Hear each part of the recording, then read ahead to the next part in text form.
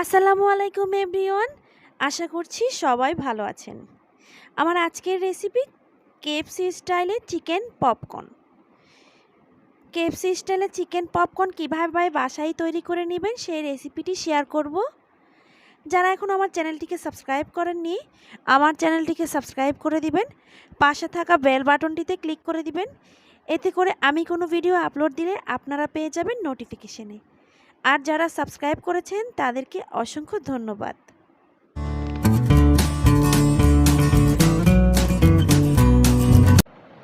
আমি কিছু চিকেন নিয়ে নিয়েছি। চিকেনগুলোকে আমি এভাবে ছোট ছোট করে কেটে নিয়েছি।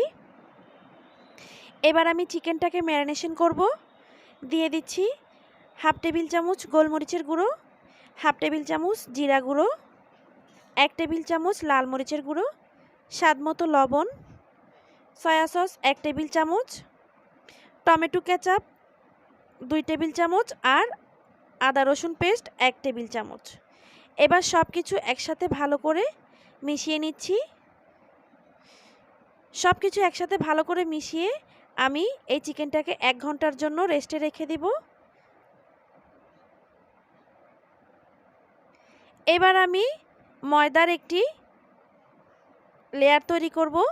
এর জন্য দিয়ে দিচ্ছি 1 কাপ ময়দা আর হাফ কাপ কর্নফ্লাওয়ার, 1 টেবিল চামচ লাল মরিচের গুঁড়ো দিয়ে দিয়েছি আর সামান্য পরিমাণ লবণ দিয়ে এবার আমি এই ময়দার মিশ্রণটাকে ভালো করে মিশিয়ে নেব। এই ময়দার মিশ্রণটা দিয়েই আমি চিকেনটাকে কোট করব। এবার আমি যেই চিকেনটাকে 1 ঘন্টা আগে ম্যারিনেট করে রেখেছিলাম এর মধ্যে এখন একটি ডিম দিয়ে দিচ্ছি। ডিমটাকে আমি আগে থেকেই ফেটিয়ে নিয়েছিলাম। ডিমটা দিয়ে আমি চিকেনটার সাথে ভালো করে মিশিয়ে দিচ্ছি। ডিমটা ভালো করে মিশিয়ে নিয়ে এখন অন্য আরেকটি বাটিতে আমি চিকেনগুলো এভাবে তুলে নিচ্ছি।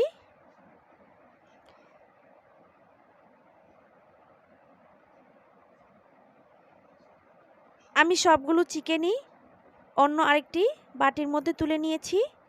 এখন মশলার সাথে যেই বাটিটা রয়েছে সে বাটিতে আমি 1 কাপ পানি আর 1 টেবিল চামচ ভিনেগার দিয়ে দিচ্ছি। সব কিছু একসাথে ভালো করে মিশিয়ে আমি এই মিশ্রণটা একটি সাইডে রেখে দিব।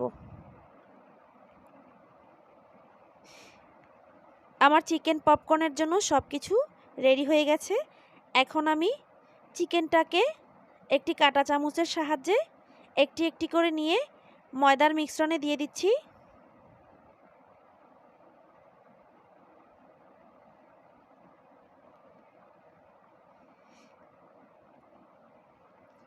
এবার চিকেনগুলোকে আমি ময়দার সাথে ভালো করে কোট করে নিব। ভালো করে কোট করে নেওয়া হয়ে গেলে আমি চিকেনগুলোকে আলতো হাতে তুলে নিচ্ছি।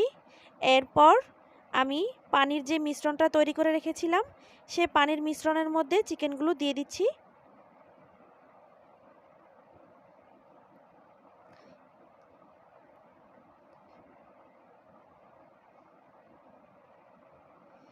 এবার পানির মিশ্রণ থেকে চিকেনের টুকরোগুলো আবারও তুলে আমি একইভাবে ময়দার লেয়ারে দিয়ে দিচ্ছি।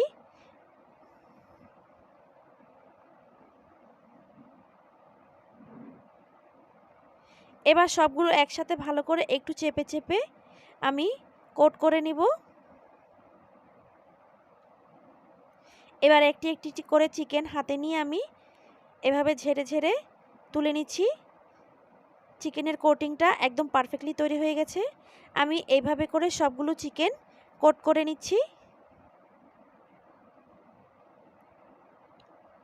আমি একইভাবে সবগুলো চিকেনই কোট করে নিয়েছি।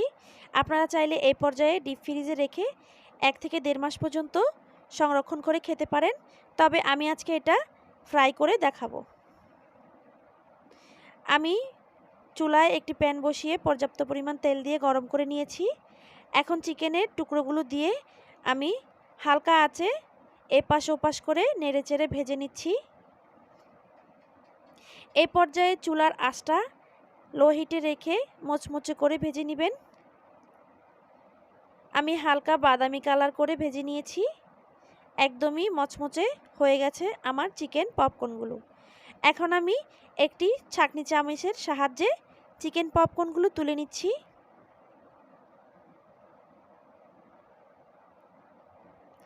অসম্ভব মজাদার এই রেসিপিটি বাচ্চাদেরকে একবার তৈরি করে দিলে বারবার বায়না করবে, আপনার ফ্যান হয়ে যাবে বাচ্চারা।